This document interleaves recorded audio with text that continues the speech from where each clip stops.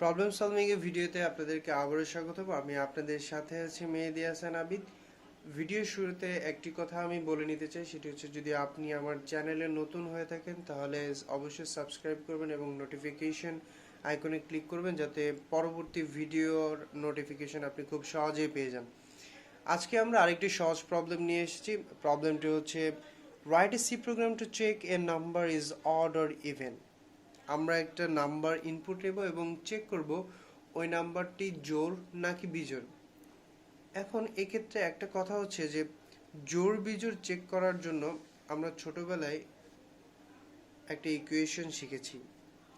সেটা হচ্ছে যদি কোনো সংখ্যাকে দুই দ্বারা ভাগ করলে ভাগশেষ যদি নিঃশেষে বিভাজ্য হয় তাহলে আমরা বলতে পারি সেই সংখ্যাটিকে জোড়।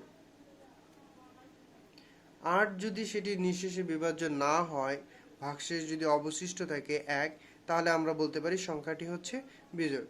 যেমন আমি 10কে 2 দ্বারা যদি ভাগ করি 5 বার যায়, 5 দুগুণে 10 এবং নিঃশেষে বিভাজ্য, এবং আমরা জানি 10 একটি জোড় সংখ্যা। যদি সিমিলারলি আমি 3কে 2 দ্বারা ভাগ করি, 1 বার যায়, অবশিষ্ট থাকে 1। যদি কোনো সংখ্যাকে ভাগ করলে ভাগশেষ যদি 1 থাকে তাহলে আমরা বলতে পারি সেই সংখ্যাটি বিজোড়।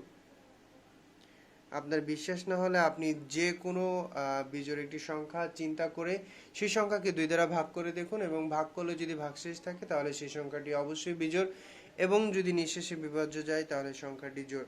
যেমন আমি চিন্তা করলাম 72 একটি সংখ্যা, যাকে 2 দ্বারা ভাগ করলাম আমি, 3 দুগুণে 6, হাতে রইল 1, 2 নিয়ে আসলাম, 6 দুগুণে 12, 72 সংখ্যাটি জোড় সংখ্যা। তাহলে চলুন দেখা যাক এই প্রবলেমটিকে আমরা কিভাবে সলভ করতে পারি। প্রথমত আমরা জেনে নেই ভাগশেষ ব্যবহার করার জন্য আমাদেরকে যে অপারেটরটা ব্যবহার করতে হবে সেটা হলো মডুলাস অপারেটর, এবং ভাগ করতে হবে কত দ্বারা? 2 দ্বারা। প্রথমে আগে আমরা যেটা করব সেটা হচ্ছে একটা নাম্বার আগে ইনপুট নিব। include stdio.h int main function, একটি নাম্বার রিড করি, অ্যাসাইন ভেরিয়েবল ডিক্লেয়ার করে scanf ফাংশনের মাধ্যমে আমরা সংখ্যাটিকে রিড করব। ইন্টিজার সংখ্যার specifier %d decimal number.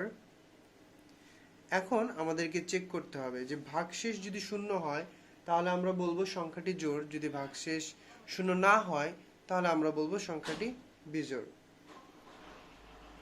if number is modulus 2 equal 0, আমরা জানি সমান সমান বোঝাইতে প্রোগ্রামিং এ ডাবল ইকুয়াল সাইন ব্যবহার করতে হয়। যদি সংখ্যাটিকে 2 দ্বারা ভাগ করলে ভাগশেষ নিঃশেষে বিভাজ্য হয় তাহলে আমরা বলবো জোড়। আমরা জানি জোড়ের ইংরেজি ওয়ার্ড হচ্ছে even, \n terminator sign, curly brace closed. Else আমরা বলবো printf odd \n closed return 0। Finish. খুব সহজ প্রবলেম।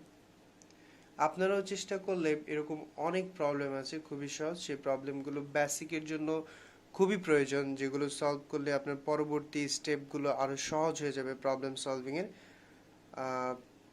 যদি ভিডিওটি ভালো লেগে থাকে তাহলে অবশ্যই শেয়ার করবেন। পরবর্তী ভিডিওতে আবারও দেখা হবে। ধন্যবাদ সবাইকে। আল্লাহ হাফিজ।